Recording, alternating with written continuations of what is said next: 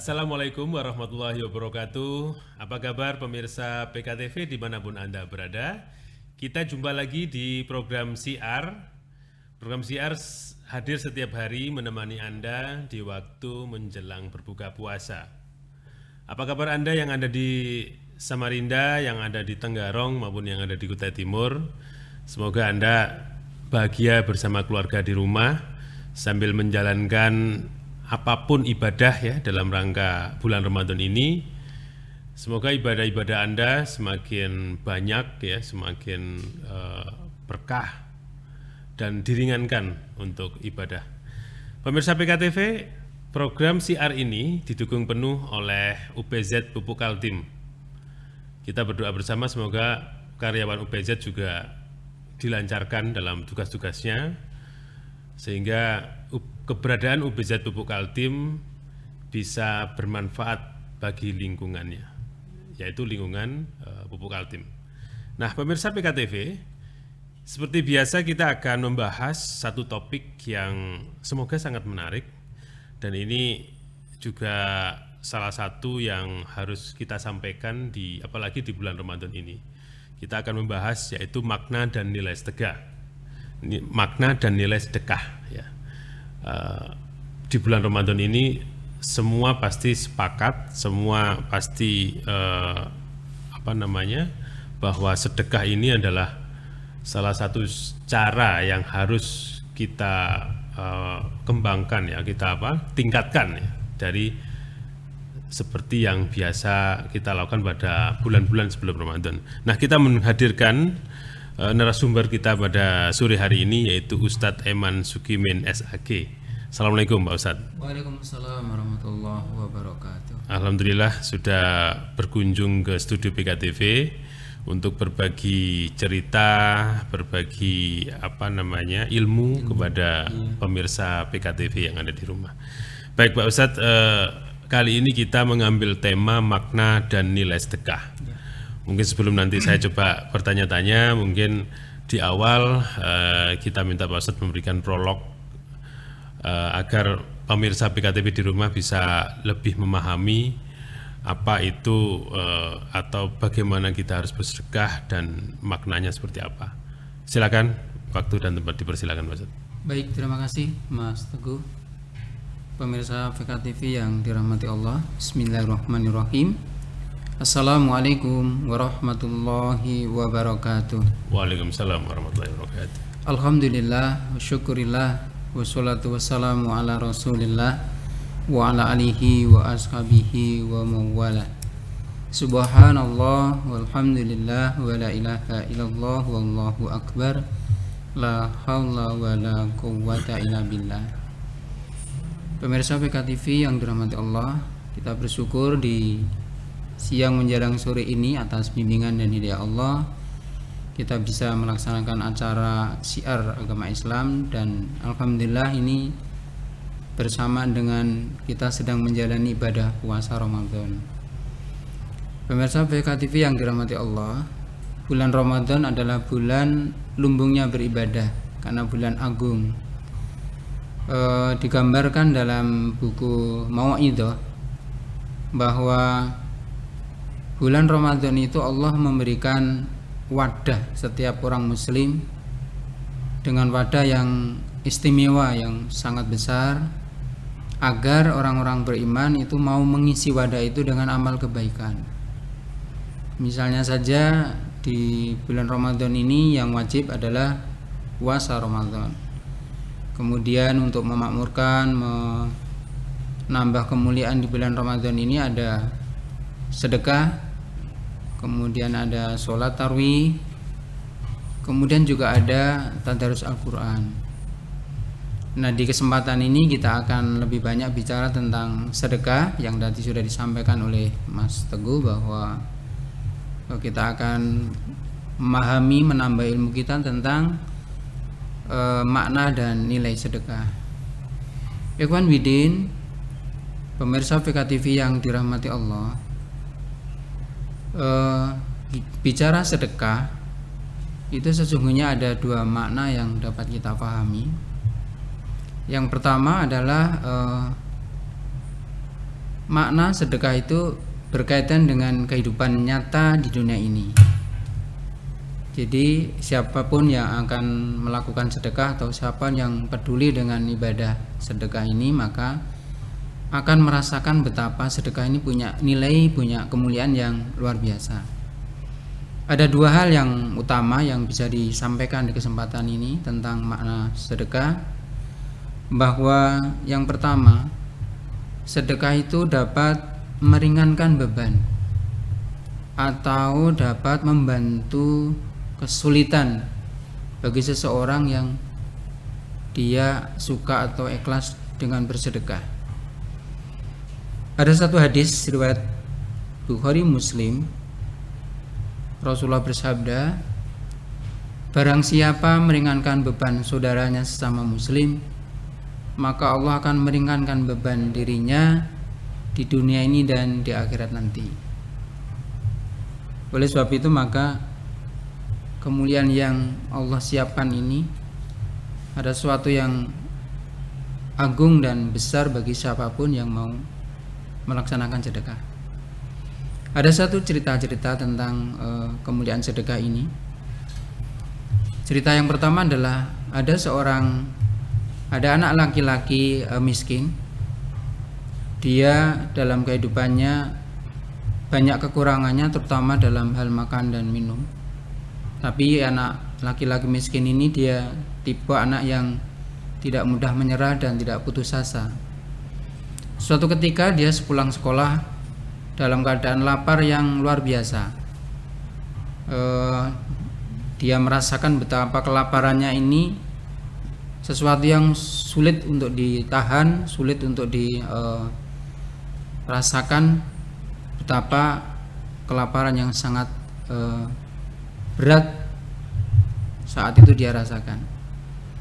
Kemudian dia ingin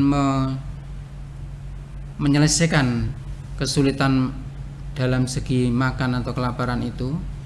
Dia memberanikan diri menghampiri sebuah rumah. Dalam perjalanan dari sekolah ke rumahnya itu, dia bermaksud ingin meminta sesuatu atau makanan atau minuman yang bisa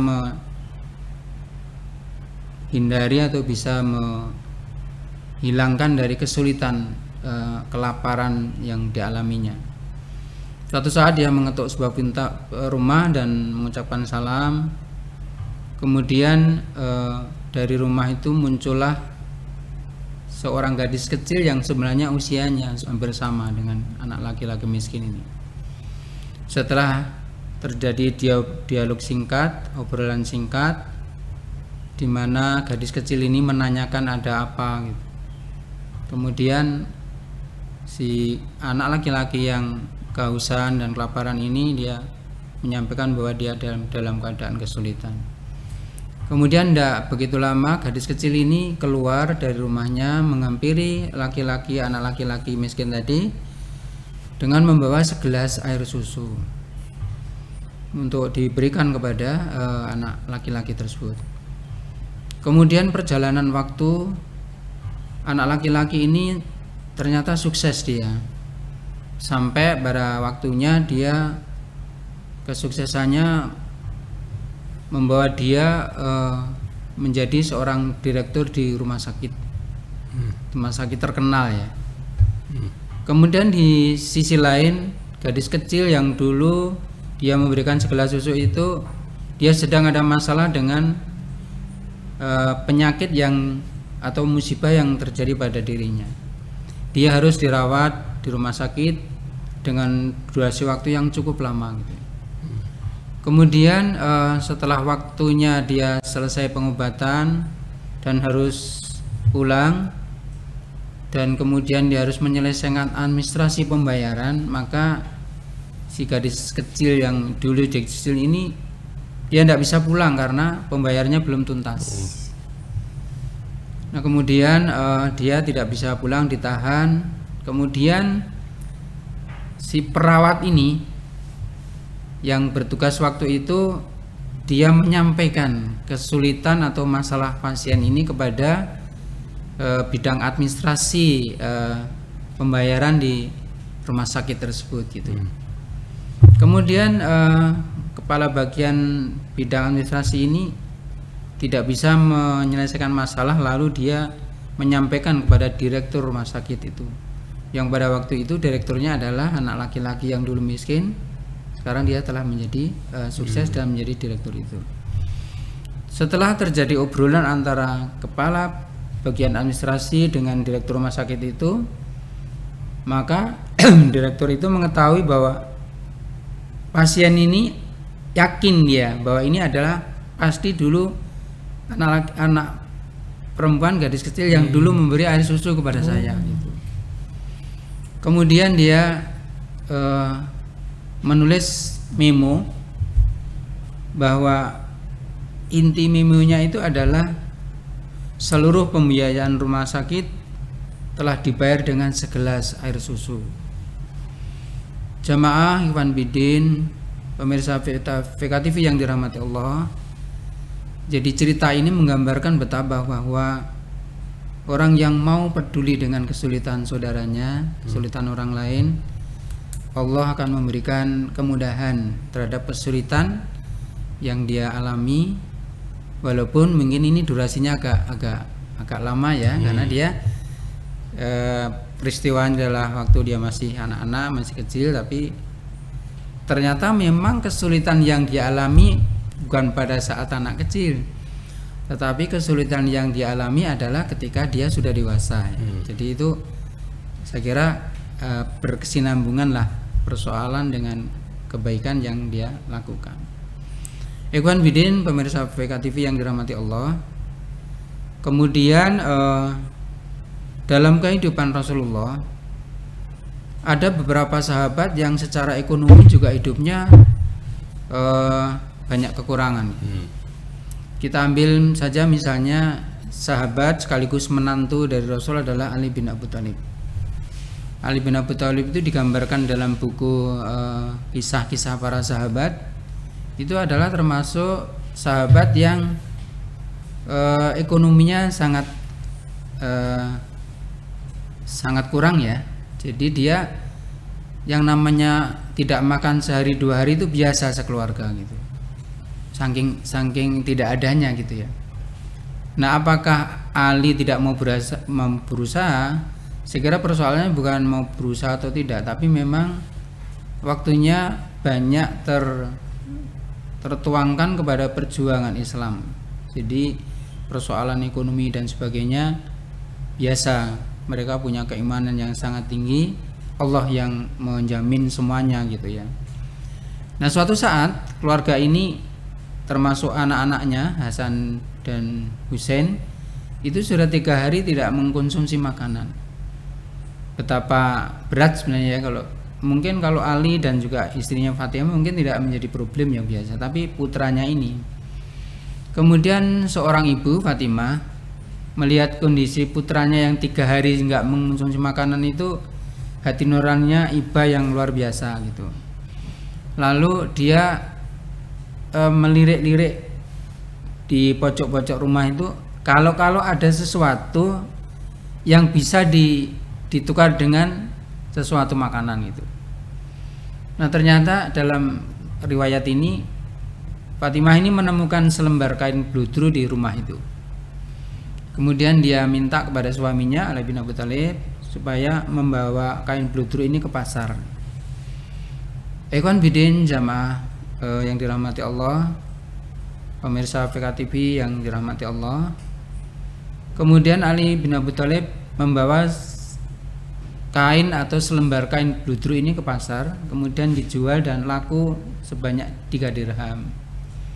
Sepulang dari pasar, dalam perjalanan pulang, Ali bin Abi Thalib ini bertemu dengan anak-anak yang miskin yang menderita gitu. Lalu anak-anak ini merengek menghibah supaya, bukan minta dia sebenarnya, bahasanya supaya kesulitan kami ini dibantu gitu. Dan Ali kan paham bahwa dia juga punya kesulitan seperti yang dia alami. Lalu uang 3 dirham itu diberikan semuanya kepada anak-anak yang miskin, yang minta-minta, yang maksudnya yang dalam kesulitan itu. Kemudian Ali melanjutkan pulang sampai rumah. Biasa Fatimah bertanya, "Wahai suamiku, adakah hasil dari jual atau menukar kain bludru yang tadi dibawa?" Pemirsa PKTV yang dirahmati Allah, apa yang terjadi? Begitu sampai rumah, Ali dengan jujur mengatakan bahwa tadi kain bludru itu laku 3 dirham. Tetapi di jalan ketika saya pulang, ada anak-anak yang sangat membutuhkan untuk ditolong ketika dalam keadaan kesulitan. Nah, mungkin jamaah atau pemirsa PKTV yang dirahmati Allah bisa membayangkan apa yang terjadi. Mungkin kalau kita Fatimah akan marah besar ya. Dalam keadaan sulit itu malah melakukan kebaikan gitu. Ternyata subhanallah Fatimah ini dia sabar, tenang, lalu dia sujud syukur gitu. Masya Allah, jadi dia sujud syukur.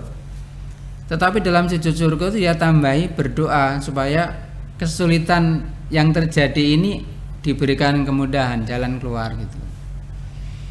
Kemudian tidak lama waktu zuhur tiba, biasa Ali dan juga sahabat-sahabat yang lain pada sholat berjamaah di masjid. Selesai sholat berjamaah zuhur, ada salah seorang sahabat yang dia punya kendaraan yang gagah, bisa untuk berperang, seekor kuda.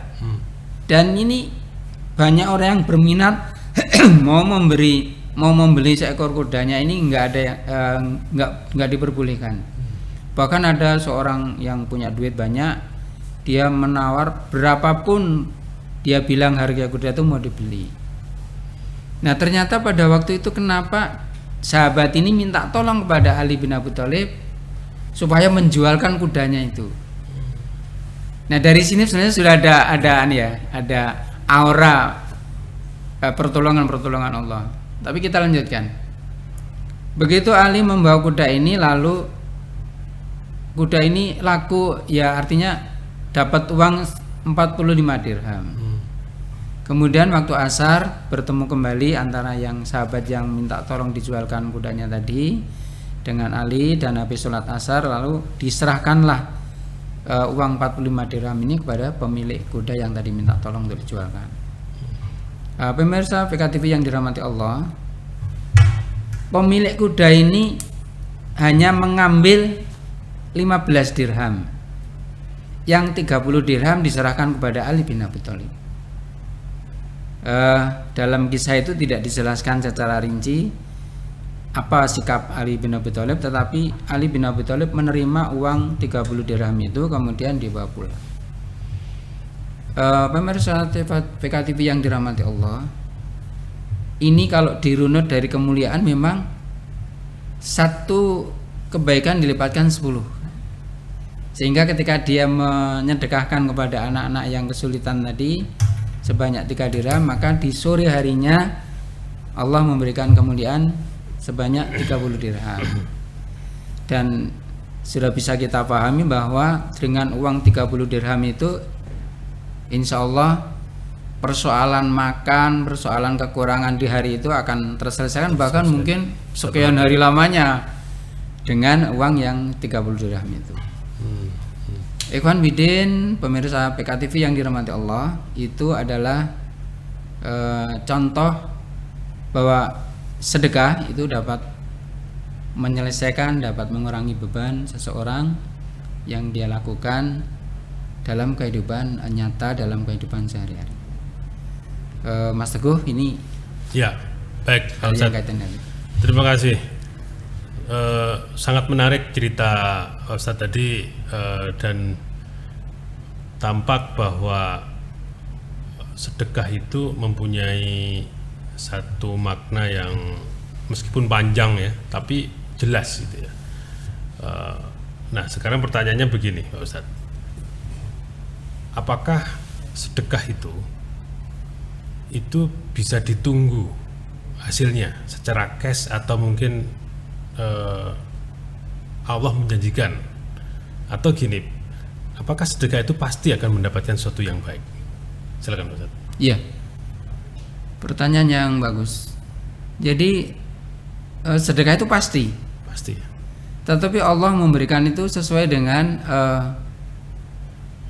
apa yang harus diberikan. Artinya boleh juga itu saat itu juga, boleh juga itu mungkin ada durasi yang agak lama, ada tempo yang agak lama. Tetapi kan itu bahwa kalau orang sedekah itu sebenarnya tidak usah berharap pun, itu sudah janji Allah bahwa sedekah itu pasti ada kemuliaan. Salah satu adalah meringankan beban dirinya. Tetapi bahwa sedekah itu sesungguhnya apa yang dia lakukan itu untuk kembali kepada dirinya. Pada dirinya. Ya. Oleh sebab itu sebenarnya kalau kita itu beban kita berat gitu ya, mungkin sakit nggak kunjung sembuh gitu, atau mungkin miskin yang nggak juga terselesaikan, justru kita melakukan sesuatu kepada orang yang minimal sama menderitanya. Jadi misalnya saya sakit lama nggak sembuh-sembuh, coba kita perhatikan orang lain yang sakit juga, kita bantu misalnya pengobatannya, atau kita bantu keluarganya, kita kasih sesuatu supaya dia lebih perhatian, dia merawat dan sebagainya. Nah insya Allah dari ini itu nanti kembali kepada dirinya. Allah akan meringankan, akan membantu kesulitan dirinya, barangkali menjadi kesembuhan bagi dirinya. Ini contoh yang sederhana. Di Buntang ini pernah ada, saya punya kelompok ruqyah ya, ruqyah syariah. Jadi ketika orang sakit, dia minta tolong kepada kelompok saya, tolong dibantu menyelesaikan kesulitannya. Dia sedang terkena gagal ginjal ya, dia harus cangkok ginjal. Jadi dokter sudah memberikan keputusan bahwa ini harus satu-satunya kalau aman ya harus ada cangkok ginjal itu. Lalu dia menyebar berita bahwa siapa yang menjual ginjalnya, kami menerima dengan senang hati gitu. Nah singkat ceritanya bahwa nggak tahu bagaimana, mungkin juga rahasia Allah kali ya. Ada orang desa yang anaknya banyak, sudah janda, kemudian ekonominya sangat sulit ya, dia nggak punya penghasilan yang tetap, sementara anak-anaknya memerlukan biaya kehidupan sehari-harinya. Dia datang ke rumah, ini seorang wanita ini yang gagal ginjal. Dia datang ke rumah itu ingin menjual satu dari ginjalnya itu dengan harapan ekonominya keluarganya supaya ya mulai agak ringan lah gitu. Nah setelah sampai di rumah itu dia menyampaikan masalahnya. Nah ibu yang gagal ginjal ini mendengarkan cerita dari si ibu desa tadi yang ingin menjual ginjalnya tadi, dia mulai ternyuh hatinya ya. Ternyuh hatinya itu gini, berat sekali. Mungkin kalau dia sandingkan dengan penderitaannya ginjalnya, mungkin orang ini memang nggak gagal ginjal, nggak masalah ginjalnya, tapi penderitaannya berat gitu ya, sekian banyak anak, kesulitan ekonomi. Kemudian di akhir pertemuan itu ibu yang pasien yang gagal ginjal ini nggak jadi membeli, nggak terjadi cangkok ginjal. Beliau mengatakan, baik Bu, sekarang ini ada uang, bawalah pulang. Mudah-mudahan uang ini bisa mengurangi beban kesulitan ibu sama keluarga. Ya tolong doakan saya aja supaya juga saya punya bisa hilang beban saya, keringan. Nah ternyata setelah itu terjadi nggak lama peristiwa, dia kontrol lagi ke dokter sebelumnya. Itu dokter yang memeriksa mulai kaget, heran, loh ini ginjalnya kok mulai kok perubahannya kok bagus sekali gitu. Dan kemudian kontrol kedua itu sudah normal kembali. Nah mungkin dengar cerita ini sebagian mungkin masih memandang sinis ya, tapi ini betul-betul kejadian. Saya nggak perlu menyebutkan namanya, di mana tinggalnya, dan terjadi di Bontang. Ya, dan itu juga atas bimbingan kelompok kami, bahwa tadinya dia boleh nggak membeli ginjal dan sebagainya. Ya kami memberikan arahan, memberikan gambaran seperti tadi. Akhirnya terjadi bertemu dengan orang miskin tadi. Ya. Dan itu salah satunya. Pemirsa PKTV, semakin menarik cerita demi cerita dari Pak Ustadz tadi, bahwa garis besarnya sedekah itu adalah rahasia Allah. Pasti akan dibalas ya. Dan kita akan coba tanya-tanya yang lain, tapi kita coba akan memutar pesan-pesan berikut ini tetap di Syiar Ramadan.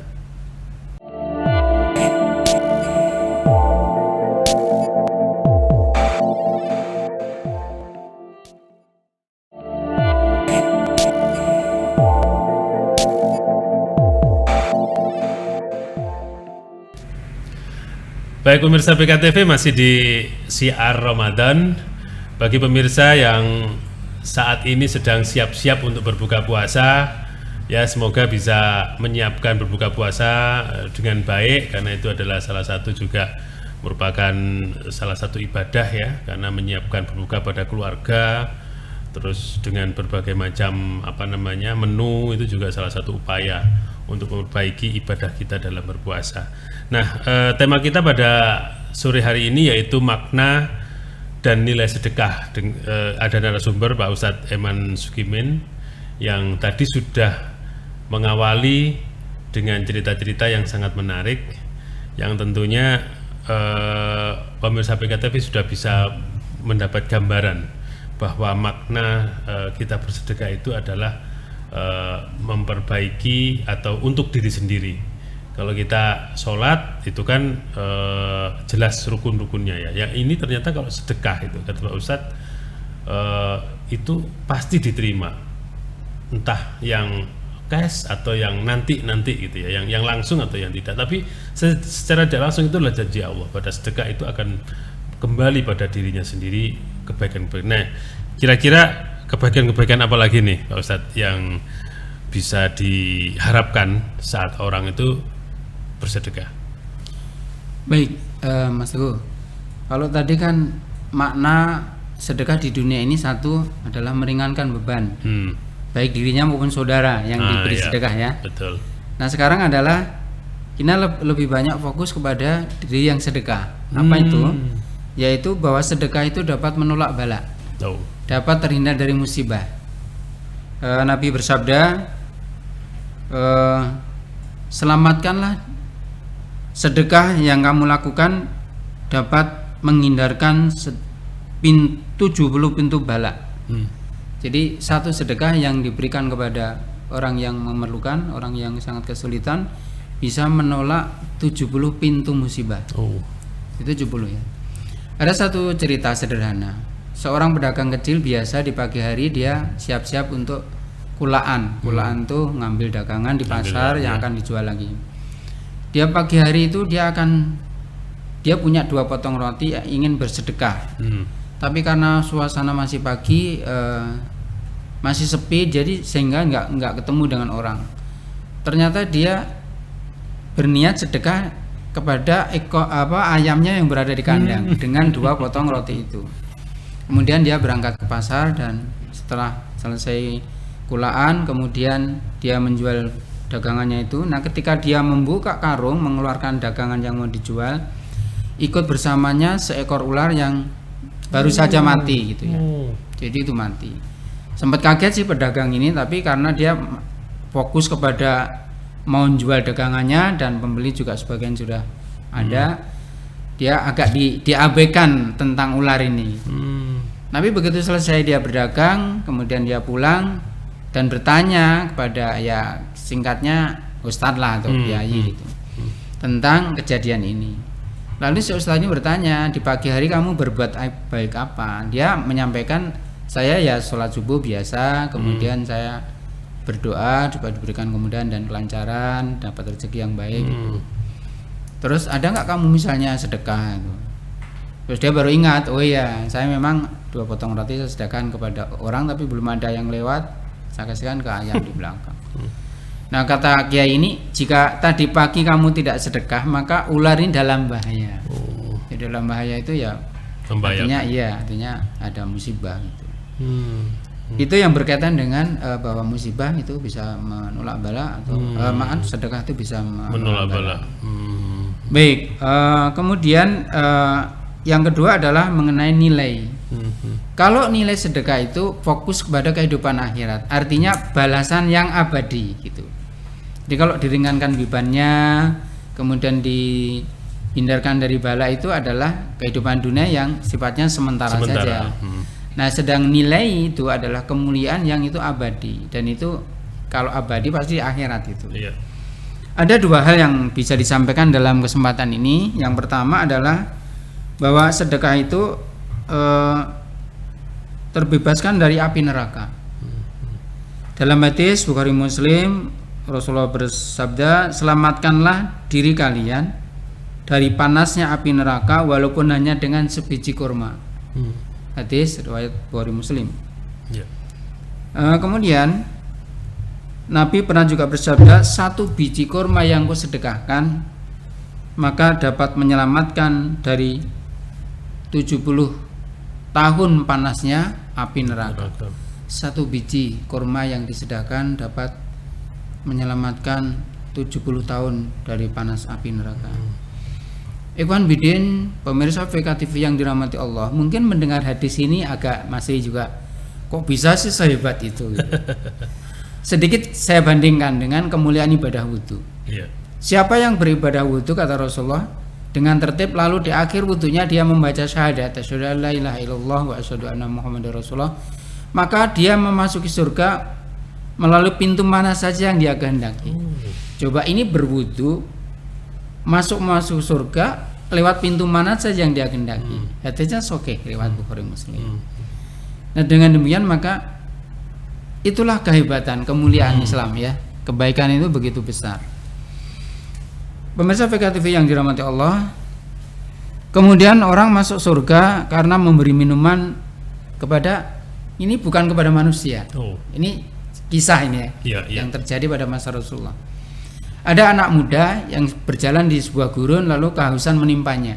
Dia mencari sumber mata air supaya kehausannya bisa teratasi gitu. Lalu dia menemukan sebuah sumur. Dia masuk ke dalam sumur, kemudian dia minum di sumur itu.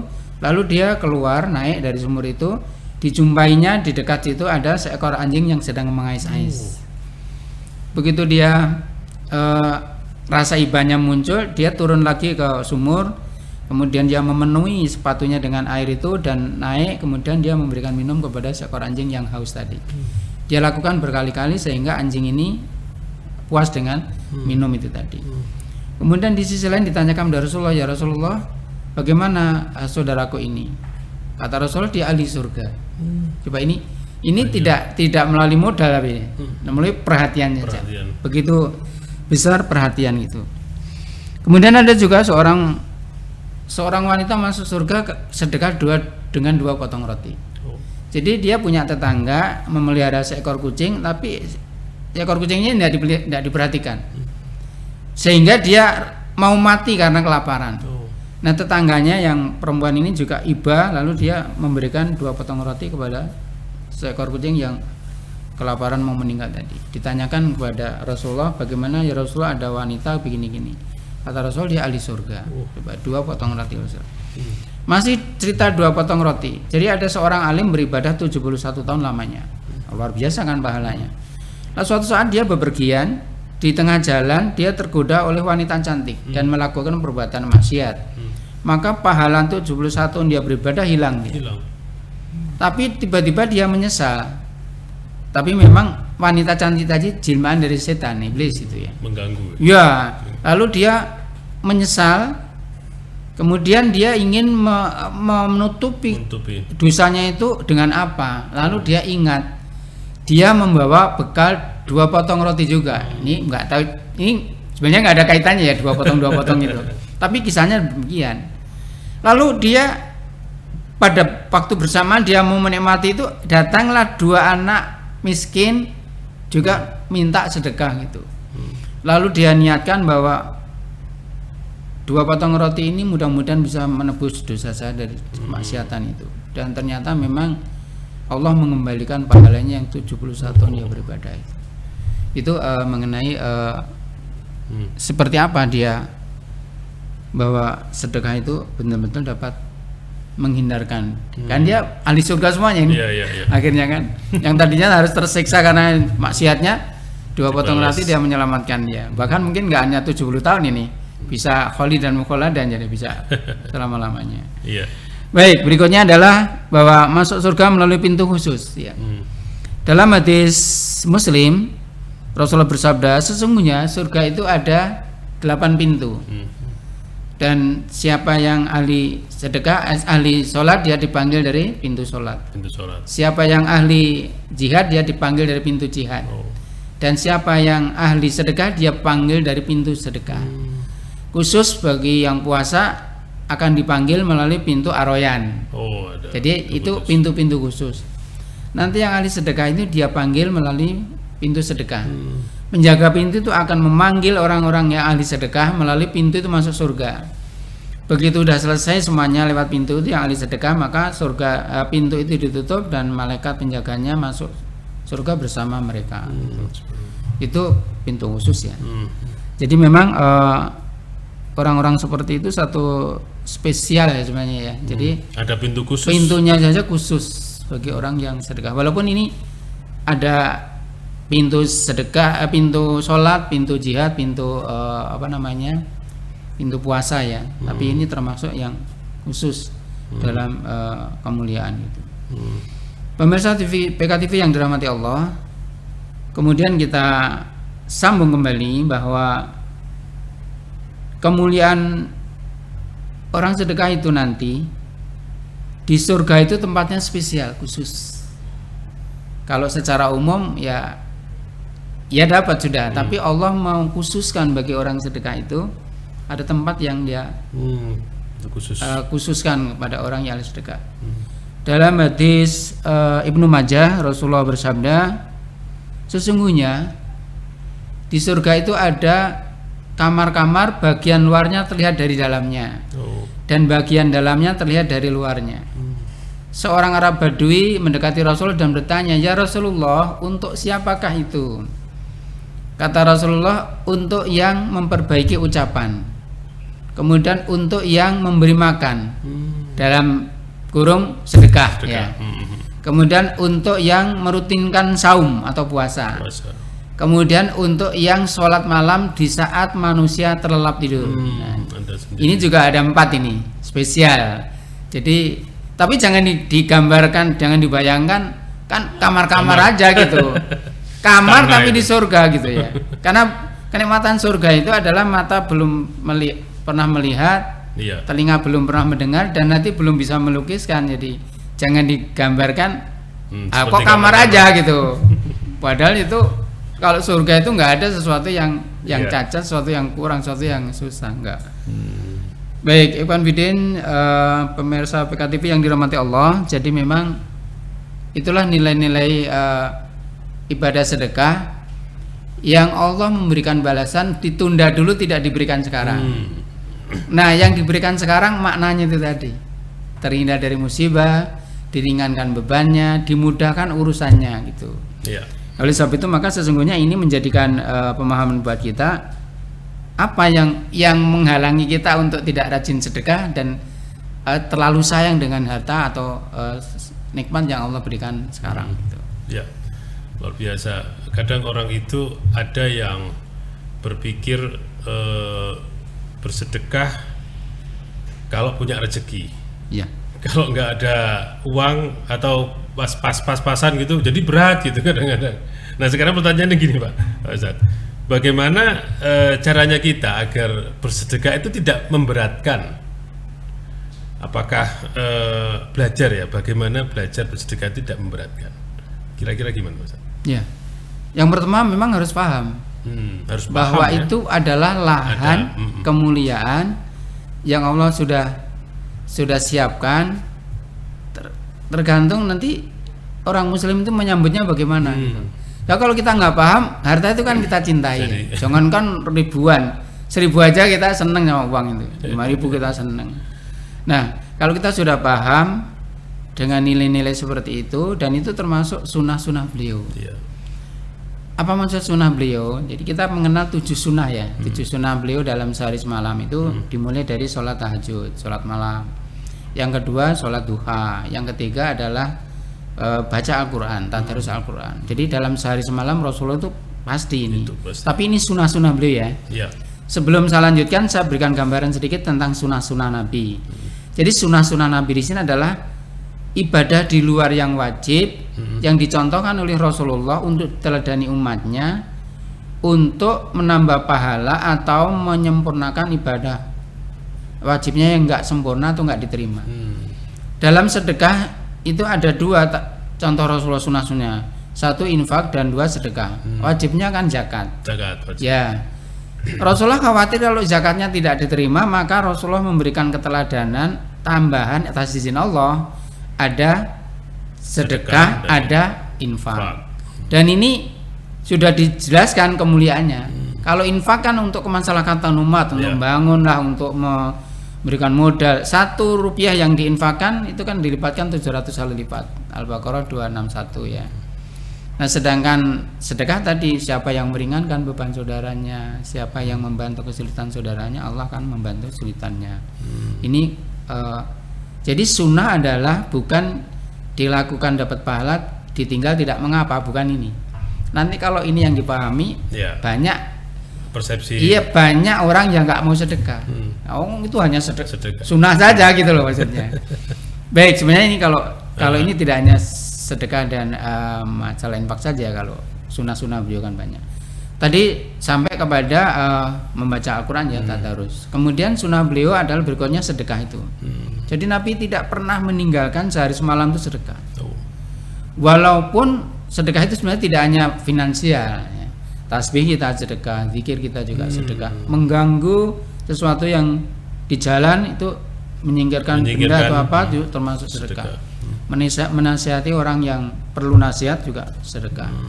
Tapi kita cenderung kepada orang yang kesulitan, biasanya kalau tidak masalah uang ya masalah sakit atau miskin gitu ya. Jadi apalagi dua-duanya ya, tambah sulit. Nah, itu mungkin sementara kita lebih enjoy ke situ ya. Jadi saya punya uang.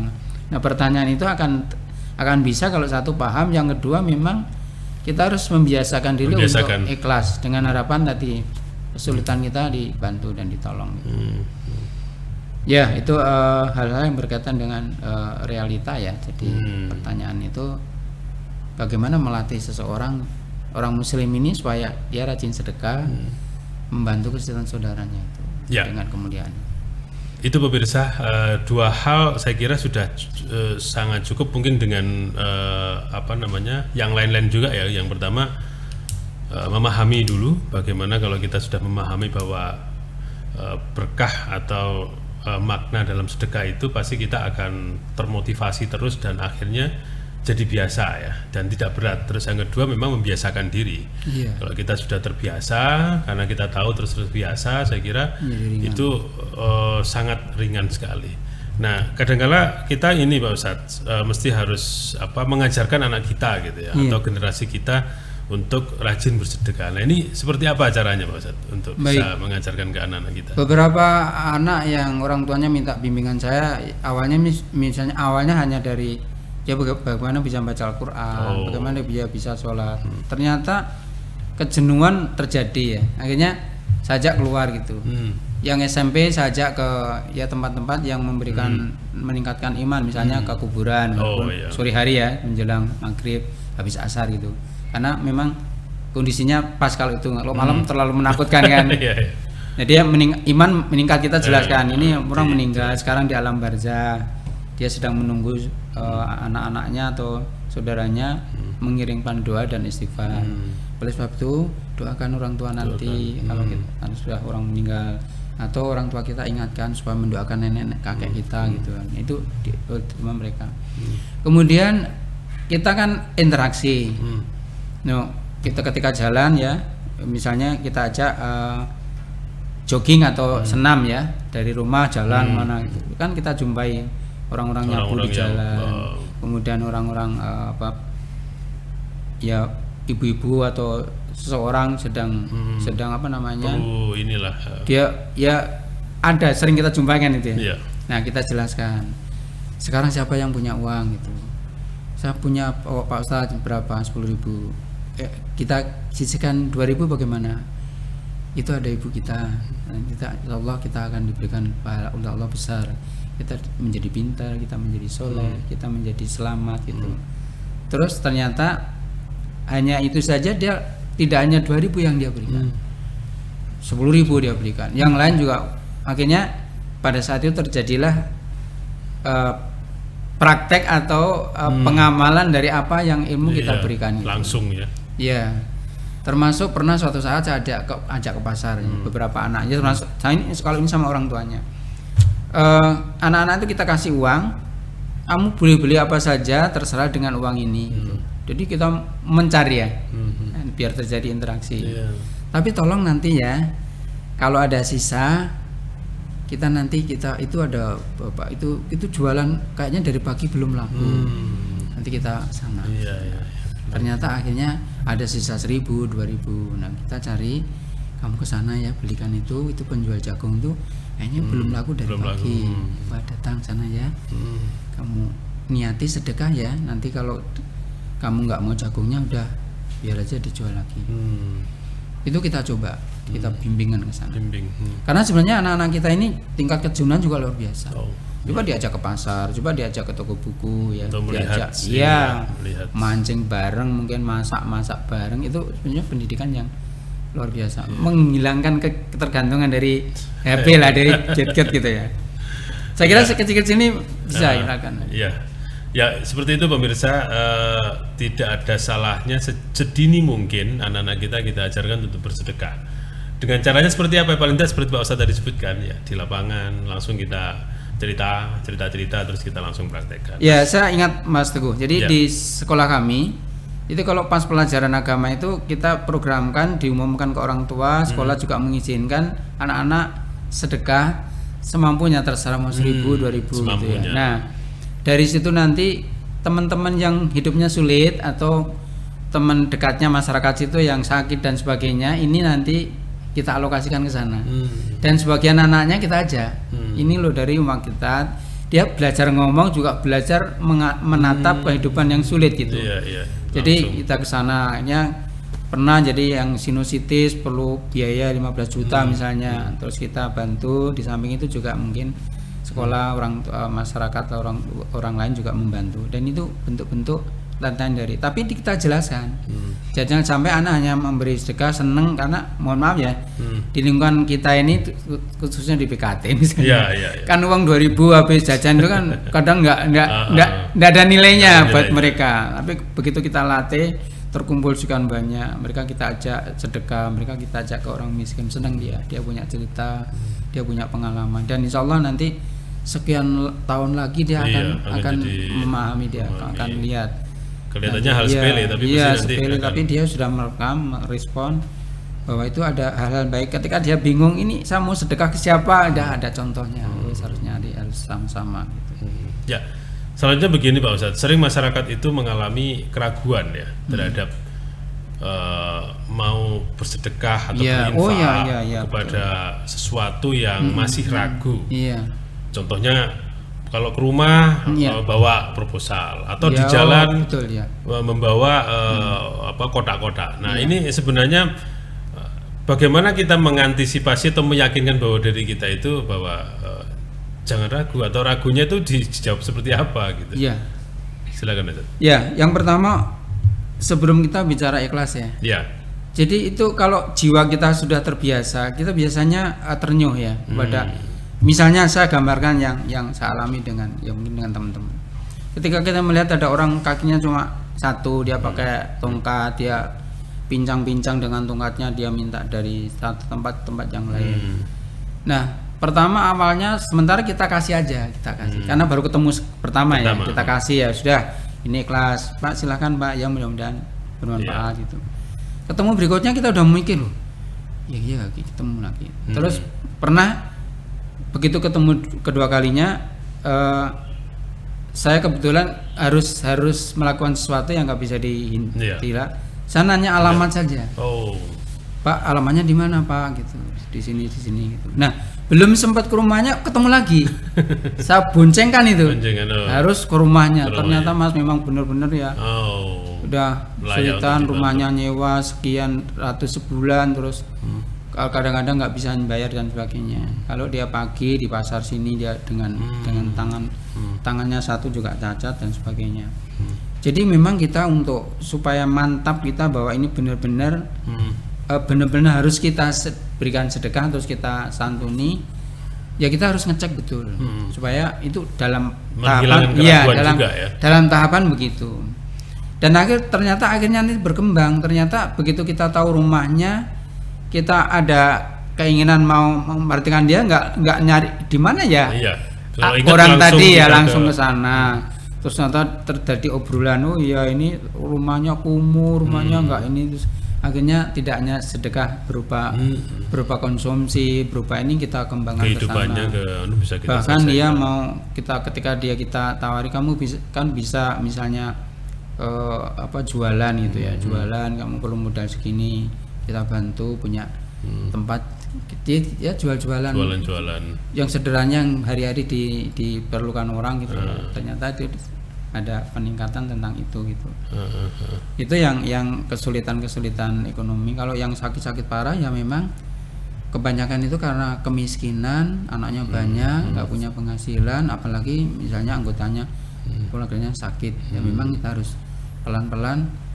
Sementara yang mendesak memang kita bantu makan dan minumnya misalnya. Nah, kemudian berikutnya yang terakhir ini saya ada 1 keluarga anaknya 7 ya, dia masih anak pertama SD, bapaknya sakit pinggang yang nggak bisa bekerja berat ya.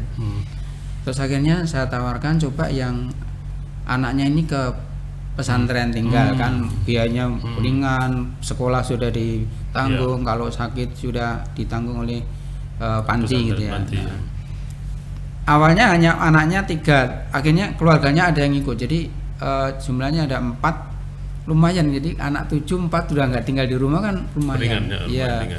Jadi kalau selama ini beritanya Pak Ustadz saya belum bisa bayar listrik, pulsanya ini. Sekarang pertanyaannya adalah Pak Ustadz gimana anak saya udah hafal berapa surat gitu kan, sudah meningkat gitu. Jadi ini bentuk-bentuk ya mungkin ada kemudahan, ada kebaikan yang mengiringi dari aktivitas kita gitu. Ya, Pak Ustadz, mungkin karena waktu saya ingin Pak Ustadz menyimpulkan dari judul kita makna dan nilai sedekah pada cerita-cerita tadi, agar kita bisa memaksimalkan di bulan Ramadan ini maupun bulan setelah Ramadan, termasuk juga bisa membiasakan diri sehingga kita bisa memaknai arti dari sebuah sedekah secara benar. Silakan Ustaz. Baik. Jadi Rasulullah itu adalah orang yang ahli dermawan, sangat dermawan. Tidak hanya saja kepada orang yang miskin, bahkan orang yang kaya pun Rasulullah sedekah. Raja masuk Islam kasih hadiah, walaupun tingkatannya beda. Nah, di bulan Ramadan ini Rasulullah itu sedekahnya sangat kencang, digambarkan dalam hadis itu seperti kencangnya hembusan angin puting beliung. Jadi lebih kencang lagi. Kenapa? Karena salah satu keutamaan sedekah kan tadi terhindar dari musibah. Jadi Rasulullah kepingin di bulan Ramadan ini jangan terjadi musibah yang mengganggu ibadahnya kaum muslimin gitu. Kenapa? Karena Ramadan ini kan ibadah di bulan Ramadan ini pahalanya lebih baik daripada 1000 bulan. Lailatul Qadri khairum min alfi syahr. Artinya malam kemuliaan tuh mungkin kita hindari hanya malam ganjil. Sebaiknya kalau saya berpendapat dengan teman-teman itu ya malam kemuliaan itu seluruh bulan, hari-hari di bulan Ramadan dari hari pertama sampai terakhir pasti kita dapat kemuliaan itu. Daripada nanti nunggu tanggal sekian kita semangat di tanggal itu lalu di lainnya kita nggak begitu semangat, saya kira kita mengambil yang aman saja gitu ya. Jadi itu kemudian Rasulullah memberikan contoh. Suatu saat Rasulullah ini dapat hadiah 2 ekor kambing kibas. Setelah beliau sembelih, dia pisahkan daging, kemudian tulang. Lalu beliau mau bepergian dan berpesan kepada Aisyah, wahai Aisyah, bagikan daging-daging kambing kita ke tetangga-tetangga yang membutuhkan. Kemudian Rasulullah berangkat pergi dan Aisyah membagikan. Ternyata banyak yang dibagikan, disisakan 2 kikil saja di rumah itu. Ini hebatnya. Istri Rasulullah juga begitu. Kalau kita mungkin nggak ya Mas ya? Lebih banyak kita. Jangan-jangan yang 2 kikil yang dibagikan. Nah, selesai bertugas dari bepergian, Rasulullah pulang. Begitu sampai rumah bertanya, wahai Aisyah, masih ada berapa daging kambing kita? Kata Aisyah, ya Rasulullah, semuanya sudah habis, tinggal 2 kikil ini milik kita. Apa kata Rasulullah? Wahai Aisyah, ketahuilah, yang habis itu 2 kikil ini, yang kita bagikan itulah sesungguhnya milik kita. Jadi Mas Teguh, pemirsa PKTV yang dirahmati Allah, harta kita itu sesungguhnya apa yang kita infakkan, kita sedekahkan, dan kita zakati, itulah harta kita. Yang kita tabung sekarang kita nggak tahu betulkah itu nanti kembali ke kita. Kenapa? Inilah akan memberatkan timbangan di hari kiamat nanti, yang akan dinilai oleh Allah, karunia ditempatkan di surga, dimudahkan masuk pintu ke surga, dan diberikan tempat khusus dari apa harta yang kita sedekahkan, kita zakatkan. Oleh sebab itu, jamaah pemirsa PKTV yang dirahmati Allah, ini ibadah di luar yang wajib, tapi untuk memuliakan siapapun yang melakukannya.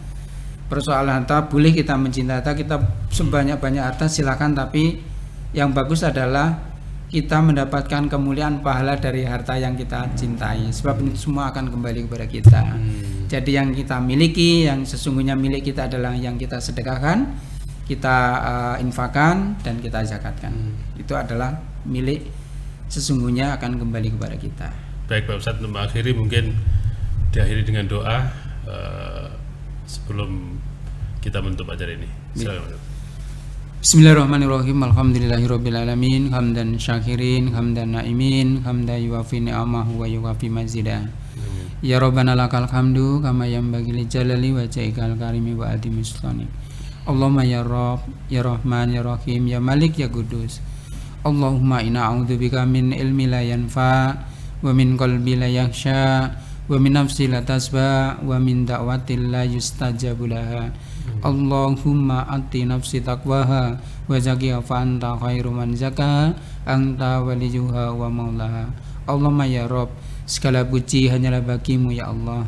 Terima kasih atas segala limpahan rahmat dan karuniamu yang tiada henti Engkau anugerahkan pada kami, baik nikmat iman, nikmat Islam, dan juga nikmat kesempatan beribadah kepadamu. Terutama adalah di bulan Ramadan adalah bulan lumbungnya kita beribadah kepadamu. Ya Allah, ya Tuhan kami, ampunilah dosa dan khilaf kami ya Allah. Berilah kami ilham untuk mensyukuri nikmat-nikmat-Mu ya Allah, agar kami selalu dalam bimbingan-Mu, dalam kemuliaan, dan insya Allah ya Allah, Engkau berkenan memberikan kami kemuliaan di akhir hayat nanti, kita menjadi hamba yang husnul khotimah. Allahumma ya Rabb, bimbinglah hati dan jiwa kami menuju ridho-Mu ya Allah. Ampuni segala dosa kami dan jauhkan kami dari keburukan, serta muliakanlah kami dan juga kedua orang tua kami dengan keridhaan di sisi-Mu. Rabbana zalamna anfusana wa ilam taghfir lana wa tarhamna lanakunanna minal khasirin wa tub alaina innaka antat tawwabur rahim. Rabbana hab lana min azwajina wa dzurriyyatina qurrata a'yun waj'alna lil muttaqina imama. Rabbana atina fid dunya hasanah wa fil akhirati hasanah wa qina adzabannar. Wa adkhilna jannata ma'al abrar ya aziz ya ghaffar ya rabbal alamin. Subhana rabbika rabbil izzati amma yasifun wa salamun alal mursalin walhamdulillahi rabbil alamin. Amin. Baik, terima kasih Pak Ustadz atas apa yang sudah disampaikan dan atas kehadirannya di PKTV. Semoga lain kali kita bisa berjumpa lagi untuk memberikan taujiah-taujiah terhadap pemirsa PKTV di rumah. Pemirsa PKTV, demikian program acara siar kita pada sore hari ini. Apa yang disampaikan Pak Ustadz tadi sungguh luar biasa. Saya dan Anda semuanya mulai saat ini mungkin sudah mengembalikan ya pikiran-pikiran kita bahwa ternyata sedekah itu sangat luar biasa, bukan hanya untuk orang lain tapi kembali lagi untuk kita sendiri. Marilah kita membiasakan diri bersedekah karena dengan ikhlas ya, dengan ikhlas dan dengan rutin, dan bukan seikhlas-ikhlasnya, tapi kalau bisa malah sebanyak-banyaknya, mungkin seperti itu. Dan acara ini didukung penuh oleh UBZ Pupuk Kaltim. Apabila Anda susah untuk memberikan sedekah Anda juga bisa menghubungi UPZ Pupuk Kaltim. Baik pemirsa PKTV, saya Teguh Suarjono mewakili seluruh kerabat kerja pamit undur diri. Kita akan ketemu lagi dalam program siar esok lagi dengan narasumber dan tema yang berbeda. Terima kasih. Saya pamit undur diri. Wassalamualaikum warahmatullahi wabarakatuh. PKTV Recek Meneh.